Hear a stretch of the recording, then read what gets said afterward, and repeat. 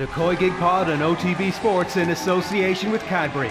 A player and a half deserves a glass and a half of support. Everyone ran their socks off tonight and they left everything out there. We're very proud of the team's performance. Let the shackles off Katie a bit so that she can go and play her game. We're going to go out there to beat them. We're going to try and beat them. Hello there, I'm Kathleen McNamee and this is the COYGIG Pod on OTB Sports. Karen's popped off on a little holiday, but fear not, she will be back with us soon. And in her place, we have a very suitable sub in Alanna, Cunnane. And I'm not just saying that because you're from Sligo and we're from the same community, and it's hilarious that we're now on a radio show together. But how are you doing, Alanna? I'm great, Kathleen. Thanks for having me.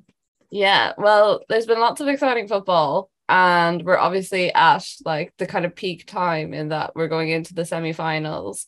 What do you feel about, we'll start with England, Sweden first. What do you feel about both sides' chances?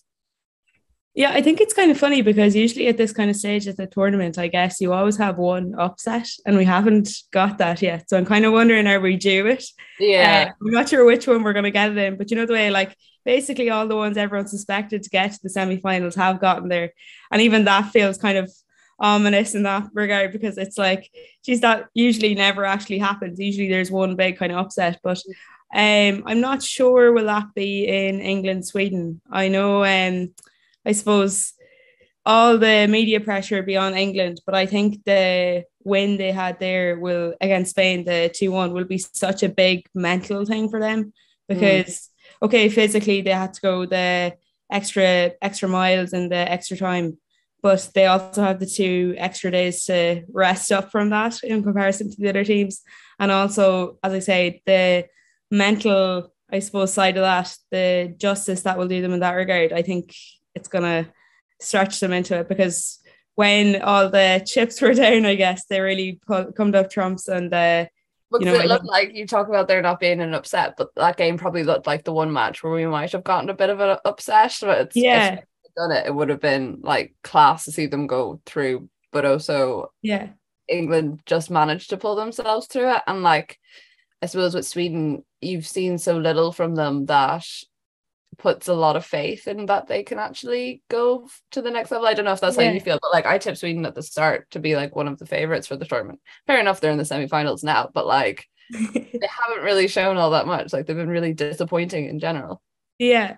And even I suppose when the way they've been hit by COVID, they still have a bit kind of to give.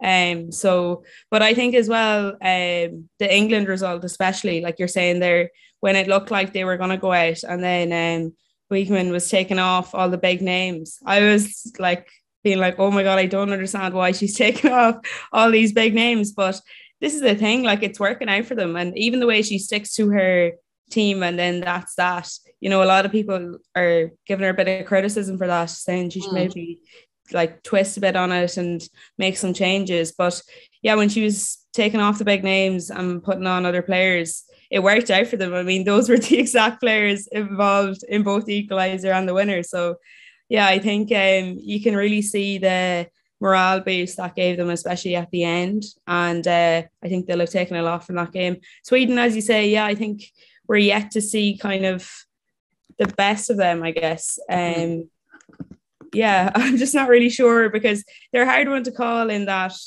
while they have so many good players, as we say, like we haven't really seen their full potential just yet, but they're also the only side to still have not conceded a goal. So whether that's suggestive of just everybody they've played against or their own defensive ability, I'm not too sure.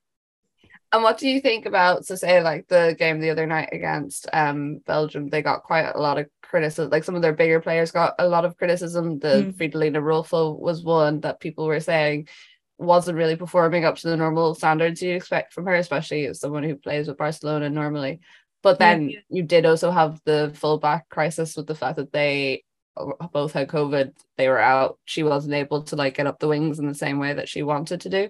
Do you put much stock in the fact that they've had so many COVID cases and that's why they haven't been performing, or do you think it's something more in the team? I think there probably is something more in the team, especially because we saw it with France too. Sweden had, I think it was 34 attempts in that game against Belgium and only got the one goal, obviously. So I think that's probably suggestive of they kind of need to improve on their shot to goal or conversion rate. But yeah, I think Belgium kind of took a game plan of trying to hit them on the break. While, as we notoriously know, like Sweden are one of those teams that just kind of sit strong and kind of frustrate teams out of it. So that's probably why we both have that kind of thing where we're kind of unsure of where they stand just yet, but also they're yet to concede a goal. And I suppose in that regard, it'll be an interesting one because obviously England are the ones making all the headlines for scoring the goals. But yeah.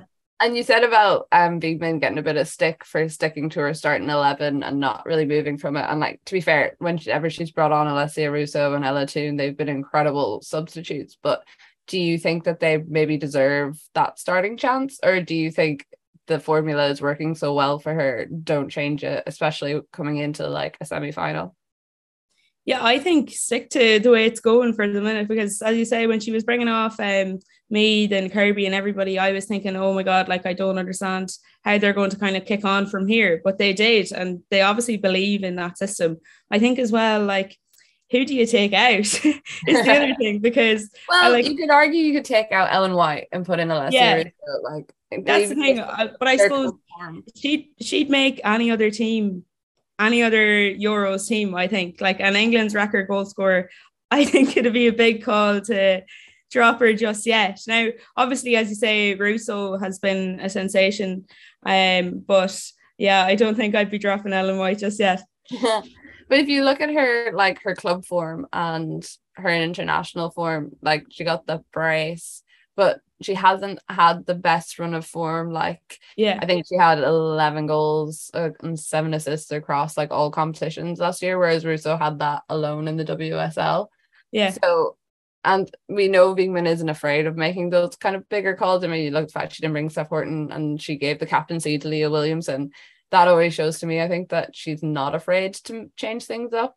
And I just wonder, because like the game against Spain in particular, and I've noticed it a few times I've watched Ellen White, there's just weird elements to her game that like she'll wander offside quite a lot. I think she did it 3 times against Spain and 2 or 3 times in a couple of the other games that I watched. And you're like, is it maybe even just for her own sake as well? Because it could be the sort of thing that gives her a bit of a kick and she's like, oh, okay, I need to push on from here.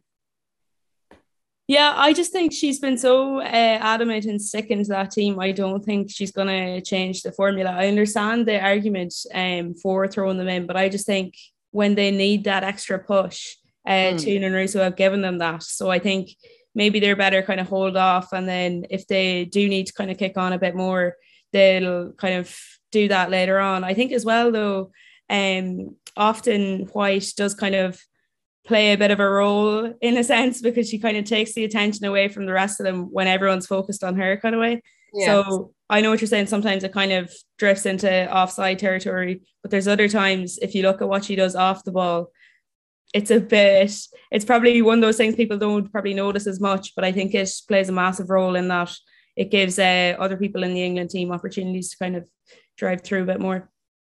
And if you're looking at these two teams, England and Sweden, who do you think is going to go to the final? Who's going to be in Wembley on Sunday?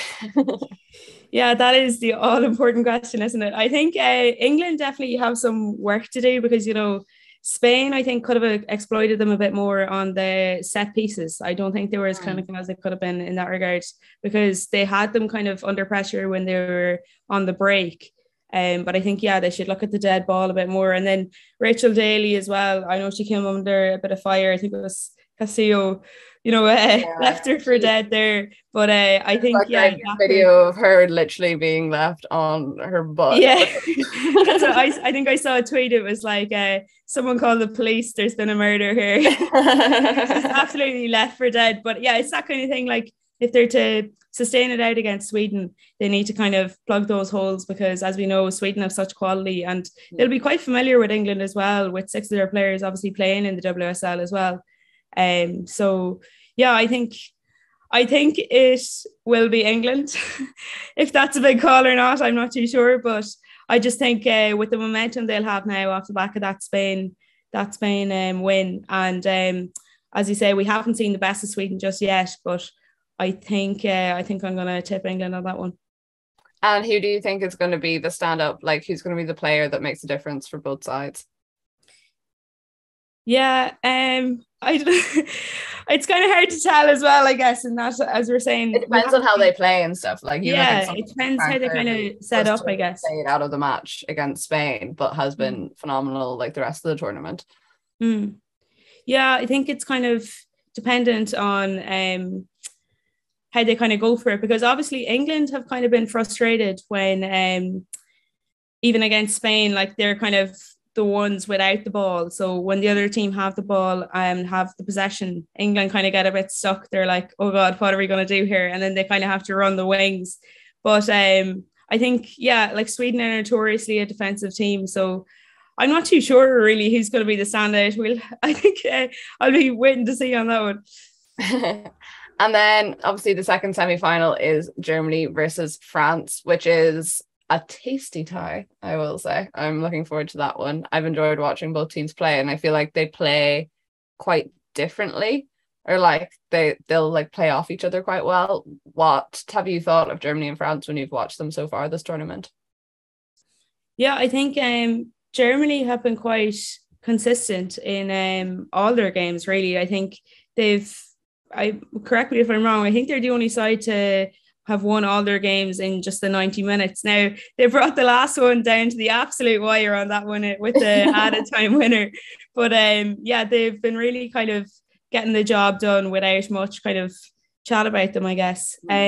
France have been unlucky in the Katoto injury. Obviously, she's a massive, massive loss to them.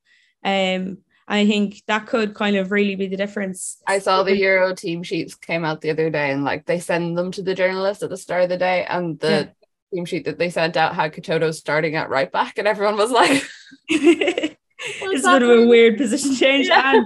And like her like hobbling on with like half the leg and just starting at right back because she wanted to be there. Yeah, it just meant that much for her, like. But yeah, I think they've been kind of lacking that goal scoring prowess, I guess, since she's been injured. So yeah, I think it'll be another interesting one. I think that one is probably a bit more tight to call. I think England will probably come away with the first one, as I say, just because their momentum and their their home crowd and everything. Now that could be a pressure, as you've seen in the Spain game, but I think the Germany-France one is a bit more interesting in that regard, because it's very, very tight. And is there one that you're leaning towards? Like, I would probably tip Germany just because I think they've been the most consistent, and I think it's like you said before, they've kind of gone through all this without that much faff or like any sort of thing around them. And every match of theirs that I've watched, I've never felt like they were on the edge or like they were kind of close to losing. You always felt confident that they were going to get there eventually. Like, it might take them until 60, 70 minutes to score, but you knew they would score, and they'll score one or two and it'll be safe enough. And even the sort of form that Alex Popp has been in which is their first ever Euros. I think. Yeah, it is. Yeah, because she had the injury the last one. Yeah. And I'm like, that's so mental for a player of her caliber. This is her first Euros. But I don't know, they've been so steady in everything that they've done, and I feel like France hasn't been entirely. Yeah, and especially as you're saying, it is quite funny, isn't it? Because they're eight-time champions, and no one is talking about them. Maybe that'll be to their advantage as well, because I suppose it would have been kind of considered a failure for them had they not made the semis. But now they're kind of going under the radar, even with that tag as like one of the best teams to have ever played in the competition. And yeah, I think I'll have to agree with you there. I think they will come off the better of France. Even though I suppose like it's interesting in that the world rankings in this tournament don't really seem to apply whatsoever. Not really.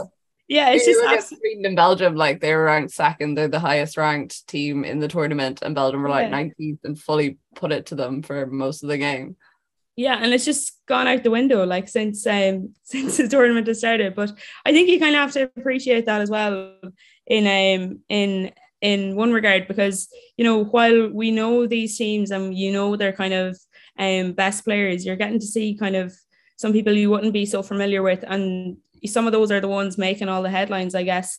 I think the Netherlands win was again an interesting one for France, because sort of similar to Sweden, they had so many shots, but their goal output just wasn't really tallying up with that. I suppose that had a few things to do with it. In that the Netherlands keeper was sensational. I'd say she'll be. Has been amazing since she came in. You consider she only had one cap before this tournament. She's probably been the best goalkeeper that's been in the whole thing. Yeah, and she just kept going, and then you had like the goal line save by Van der Graat, and then like there was just so much last ditch defending in that one, whereas France really should have converted more. I think in that one, and I'm sure they'll be looking to do that against Germany. I'd say that one will kind of go the distance, but I think, as you're saying, I think just the quality in Germany's team, I think they're going to have to come out on top. And what do you think it was about Germany? Like you said about the 8 times champions, like they were champions of Europe for 22 years straight, which is mental when you think about it. But do you think it is the case that, say, people are more focused on like English and French football, even just in a league sense, than they are German football anymore? Or what is it that you think made them so under the radar for most people? Yeah, that's a good question. I'd say, yeah, obviously England are going to have the hype being the host of the tournament, and you know, the ones drawing in all the crowds. Even though there's record crowds even at games that don't have England involved this year, which is brilliant to see. But yeah, I think it probably is that people are more so, let's say, familiar with the WSL or teams like Lyon and Barcelona and that kind of thing. That's probably why Spain as well got quite a lot of hype in the build-up. I'd say that probably is it. With regards to the hype, but they kind of really should have had a lot more. I know it's one of those where if you're watching all these kind of preview shows, or even watching the punditry at the actual games, there's a lot of talk of, oh, well, you can never write them off, but no one's ever saying outright, okay, the Germans are going to win, you know. And looking at France, like Diacre hasn't really had a set 11 in the same way that, say, Wiegman has stuck with the players that she wants to have. Who do you think for them is going to be the player that makes a difference? Like, do you think this is the sort of game that is going to be very focused on their backs or their midfield or their forwards? Yeah, I think it'll definitely have to be if they're to come off with a result. I think as well, especially given that, you know, coming off the back of the last game, obviously, you know, they, as I was saying, they needed to kind of have a bit more oomph, I guess, in their forward line. But as well, given that their last 3 Euros, I think, ended at the quarterfinal stage, you know, they're going to be so kind of, how would you put it?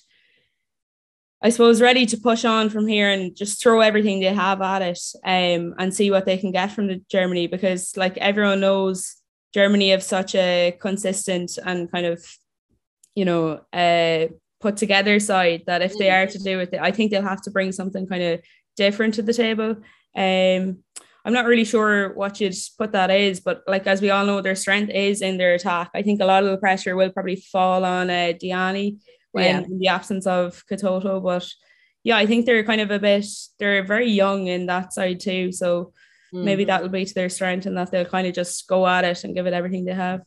I know she didn't get the goals, but I thought Diani was so impressive in the other game against Netherlands. Like, just her movement and the amount of work she was putting in off the ball was so impressive. And I think sometimes because like France have Katoto, she gets a little bit overlooked in terms of how good she actually is. Yeah, I think I'd agree with that too. And then even like there's other players, like you're saying there, maybe they have to shore up the defense, like Renard, and then they're like their captain Renard, and then like, you know, just their general. I feel like their back line as well. We need to kind of see kind of more out of them as well, because while we're all talking about their forwards, they've been quite consistent, and maybe they're not getting the headlines for that as well. Now, obviously not the clean sheet tally is coming up to that, but I think, they just need to give it a good go, because as I was saying, I think the youth is to their strength in that side, and I think mentality wise, that'll just be the best for them against Germany. So are you calling it now, Alanna? You're seeing an England-Germany final on Sunday. I think so, yeah. Germany with the 4 clean sheets. I think I got mixed up there earlier. I said Sweden, not Germany yet to concede a goal. But yeah, I think they're just so dominant there in the defence. I think we'll have to see them. And then I think it's just written in the stars there for England to play their Euros final at Wembley. Yeah. But maybe that's one of those as well where it's just like, oh, maybe the pressure will get to them. But as I say, I think given they had to dig real deep for the Spain win, I think that will really, really pay off for them. Well, we shall leave it there for today, but we will be back on Thursday morning for our penultimate Euros episode ahead of the final. Thank you so much for joining us, Alanna. The COYGIG Pod and OTB Sports is in association with Cadbury FC, official snack partner to the Republic of Ireland's women's national team. We will see you all very soon. The COYGIG Pod and OTB Sports in association with Cadbury. A player and a half deserves a glass and a half of support.